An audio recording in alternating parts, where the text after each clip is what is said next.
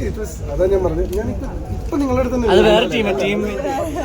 So എനിക്ക് feel ചെയ്യുന്നതെന്ന് വെച്ച് കഴിഞ്ഞാൽ ഇറ്റ്സ് എ ഡിഫറെന്റ് സ്പേസ്. ഇപ്പൊ അദ്ദേഹം കൂടെ നിൽക്കുന്നതുകൊണ്ട് അടുത്ത് നിന്ന് തന്നെ പറയാം, ലൈക്ക് ആക്ഷൻ ഹീറോ ബിജു ഒരു പോലീസ് സ്റ്റേഷനിൽ നടക്കുന്ന സംഭവങ്ങളാണ് നമുക്ക് വളരെ പച്ചയായി കാണിച്ചിട്ടുണ്ടെങ്കിൽ ലൈക്ക് ദിസ് ഇസ് ലൈക്ക് ഒരു പ്രത്യേക സ്പായിൽ നടക്കാൻ സാധ്യതയുള്ള സംഭവങ്ങൾ ഒരു എന്റർടൈനിങ് സ്പേസിൽ കാണിച്ചു.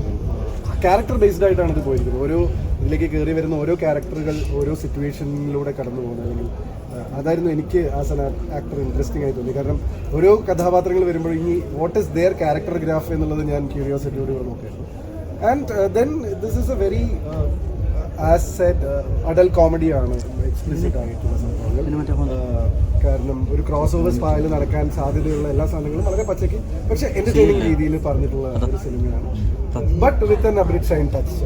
1983 ആക്ഷൻ ഹീറോ ബിജു ഒക്കെ ചെയ്ത ഒരാൾ ഇങ്ങനത്തെ ഒരു